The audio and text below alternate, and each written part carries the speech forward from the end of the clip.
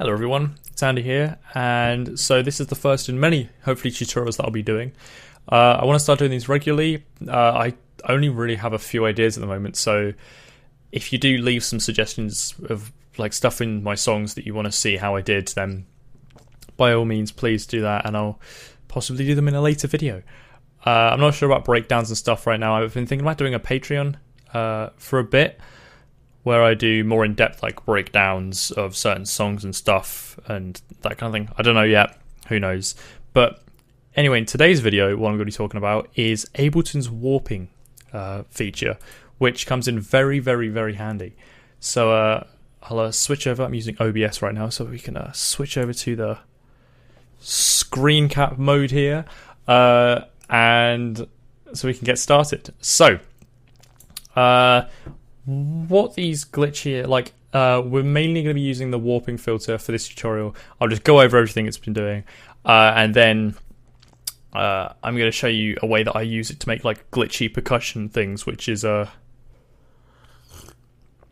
I've got a cup of tea here, which I use quite a bit in my songs. It gives a nice kind of like, yeah, glitchy sort of thing which you can layer with a beat. So I've got a little drum beat here, and which you can just layer on at the end.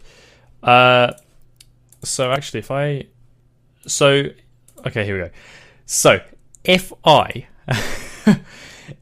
play all these stuff, so I've got 4 things that I recorded on my Tascam DR05 here, and they're different things. So I've got some like baking pellets that you use for the bottom of like making pies and things. They're like the material of them is really nice, so I kind of like tipped them into a plastic bowl and they made some like donking noises. I recorded some keys rattling. I recorded some pots, but like I put a small pot inside a big pot and just rattled it about, and that sounded cool, so I used that. And then also I just had a crisp packet because that's got nice and crinkly. Now the sounds that I'm using for this, you need stuff that's got kind of like very sharp kind of like transients, because you need them to be picked up by Ableton's what do you even call it? Sample editor. There we go. It's in the corner there. Yeah, so they need to be picked up by the sample editor. So you get these little grey things here, which are all the transient markings and stuff, because they come in very, very, very useful when it comes to this kind of thing. So now that we've got this out of the way, so at the moment, all of the stuff just kind of sounds like this. Which, to be honest,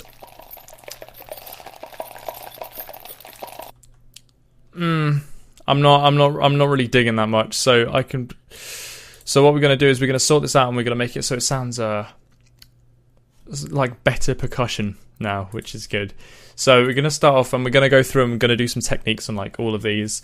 But so firstly, we're gonna come down here, and we gotta just make sure all of the clips you want to do this to are warped. So this one's already warped, this one's warped, this one's warped, and this one's warped. So we'll start on the baking pellets.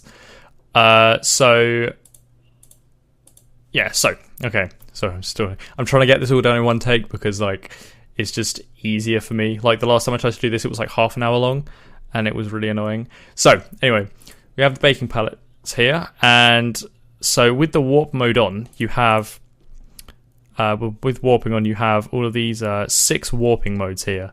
So we can start from the bottom and then go up. So you've got Complex Pro, which is used for mainly pitching vocals and stuff, because it keeps a formant, so it will keep the formant roughly the same, which means that when you pitch up a vocal, it will sound more realistic, and that's really good. But if you're actually pitching anything, it is quite a cool thing to sort of turn it all the way down. I think that was a tip I learned from Virtual whenever, but it just gives a smoother sort of like slowed down feel if you're doing that. But for the sort of thing we're doing right now with these baking pellets, there's not much.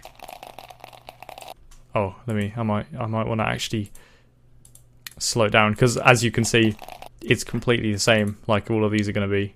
But so when it's slowed down, it's got that slowed down sort of feel to it, and yeah, it's okay. You can use that. It's a cool effect to use and stuff. I think I've used it in a few of my things, but yeah, not what we're looking for today. But yeah, so that's what the Pro's used for. Complex is just like the Pro, but just without the formant thing. So if I stretch this out again, it will sound like the same. It's just a bit more of that because it's not being dealt as well with, basically. So if we go to repitch, this is like what an actual tape machine would do. So if you took that piece of tape and you slowed it down like you're technically doing here, it will just pitch it down, because that's what happens when you look at the physics of it. So because we pitched it, because we stretched it twice as long, it will be pitched down an octave. And then texture, this is really good for making granular stuff, because it will turn all of these things into grains. I'm not sure entirely how it works, but it turns each things, I think, into little grains and stuff that are played over and over again smoothly. So it will sound sort of smooth, but not at the same time. Like, so if I play through this and just kind of mess with the grain size, you'd see.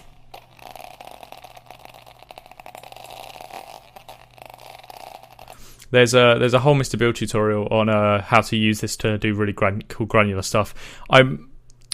Who knows? I could do like a little recap of that in the future, but that's the thing. I don't want to do these tutorials that are sort of things that have already been done before, or things that, because I don't want to just directly copy loads of tutorials. But hey ho, we'll see what happens, depending if everything's been covered or not. But yeah, so yeah, that's the grain size. Then tones is sort of like the grain size, but I'm not entirely sure what this thing does. If you know, leave it down in the comments. I'd be interested to see. But it's sort of like textured, but just slightly different. I've never really used tones before, so who knows. But then beats. This is the one we're going to be using today.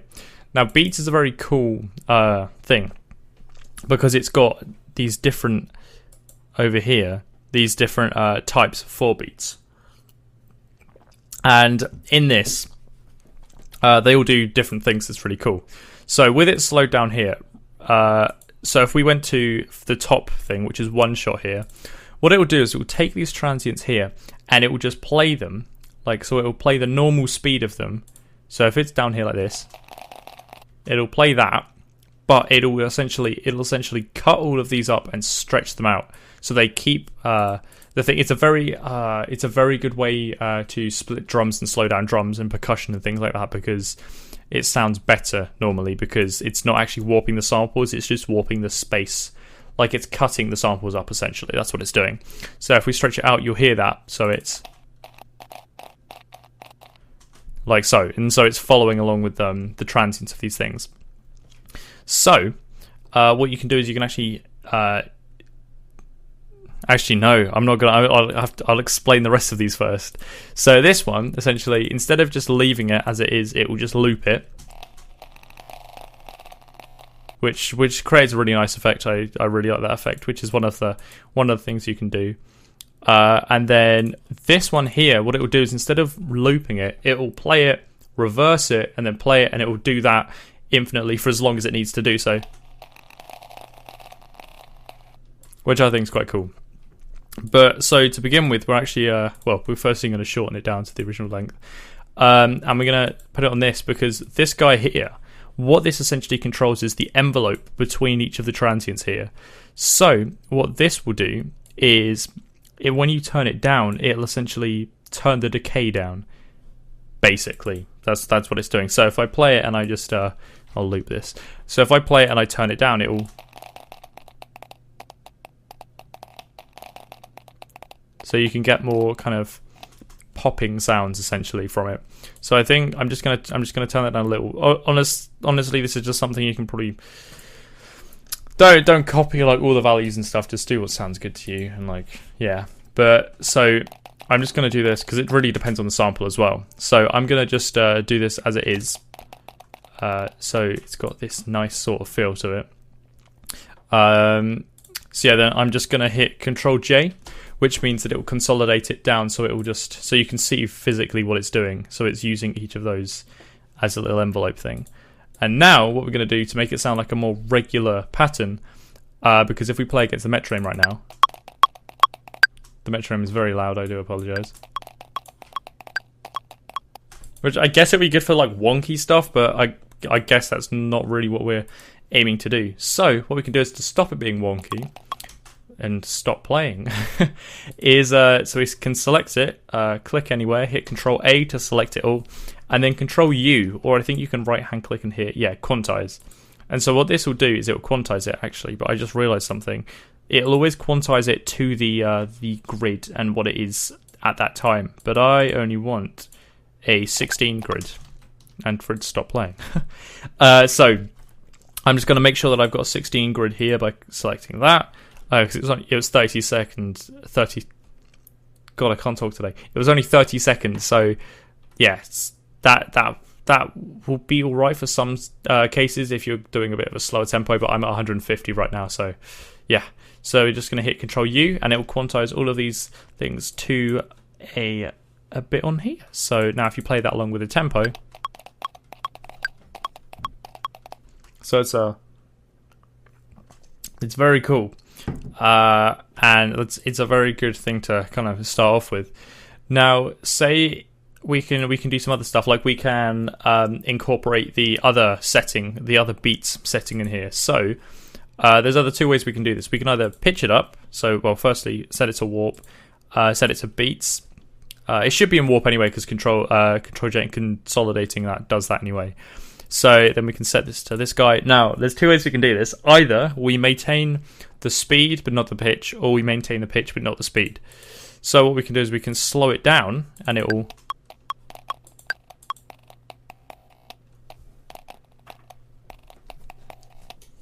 I don't know how loud that is. Hold on, let me check my... God damn, that's very quiet. There we go. So yeah, that. So I've got a little voice meter open, adjusting all the levels and stuff. But yeah, so that's all cool. That sounds nice. Or you can stretch that back again. Oh no, not even more. There we go. And pitch it up, or just pitch it to however you want. So.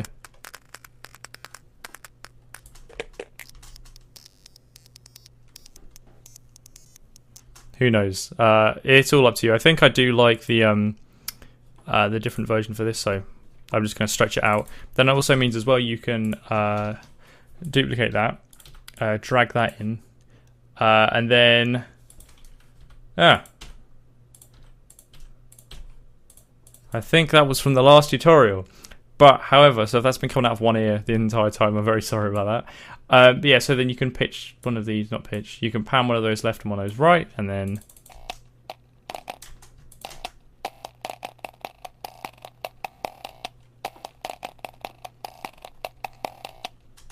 Or you can, if you want to be mad, you can. Actually, I don't really like that. So yeah, that's one way of doing it, and it gives a nice stereo effect as well. So that's essentially how you can get cool sounding stuff from just random bits of Foley with very janky sort of waveforms. So we're just going to quickly do this to all of the other guys, and then see what we can do and see what it sounds like with the drum beat. So we're just going to go to the keys. We're going to go over, set this to beats, set this to one shots, turn it all the way down. Yeah, sounds good. Control J, bring that up,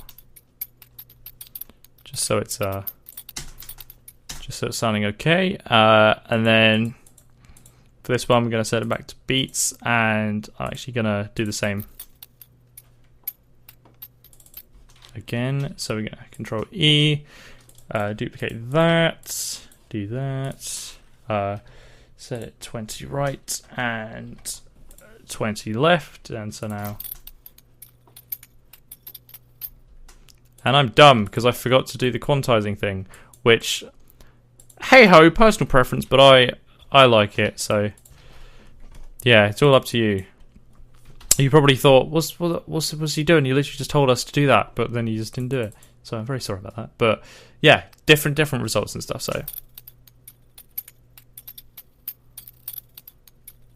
So very nice stuff. And then these pots here, which I think I'm just going to leave as they are. However, very weird sound. So we're going to set these to beats again. Turn these down, which is very nice. Now this is a good thing to actually show that you don't have to with everything. You can edit, because I think last time they were picking up these guys. So say if you want to get rid of a transient, say if you want to get rid of this transient here because you think it's quite weak, what you can do is you can just right hand click, delete. Oh no, right hand click, delete transient, and it will just go. And that's really simple. So if you want to do that, you can go through, edit them. I'm not going to do that though because I like all this stuff. So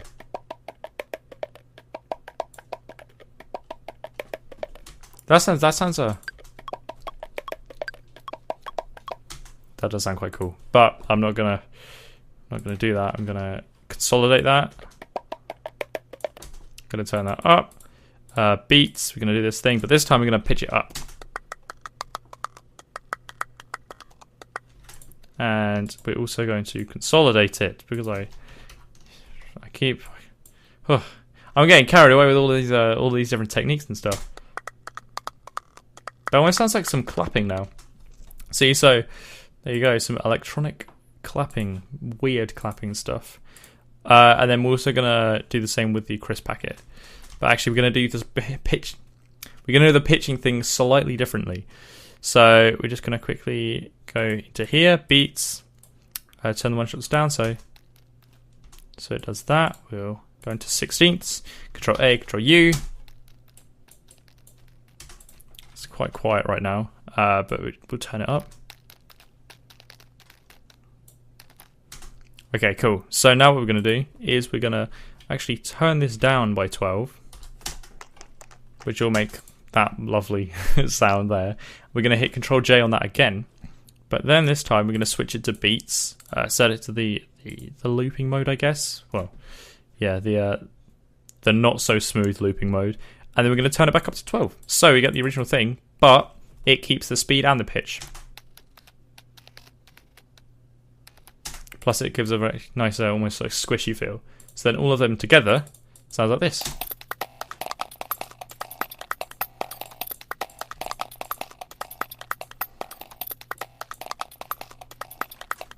Which is much better than what we originally had. And then with the drum beat, it sounds like this. No, it doesn't sound like that. It sounds like this.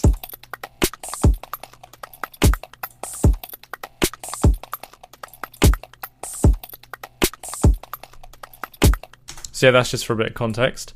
But yeah, so I hope you enjoyed that little thing. Just showing you how to do glitchy stuff out of random percussion. I hope it helped in some way. If it didn't, I'm very sorry. So yeah, I'm gonna try and regularly do these. Oh, let's actually switch to the webcam mode. Whoa, there we go. So I hope you enjoyed this video. If you've got any other suggestions that I said at the beginning, please do leave them down below because I'm always open for ideas on what to do. But apart from that, don't forget to like, comment, subscribe, and stuff. You can also follow me on Twitter, which is at StereoCube with an extra E on the end because someone already took StereoCube. Brilliant. And yeah, obviously follow me on SoundCloud. That's just soundcloud.com/StereoCube. But yeah, so hope I haven't said too much in this, and if I have, I'm very sorry, but I will catch you guys later.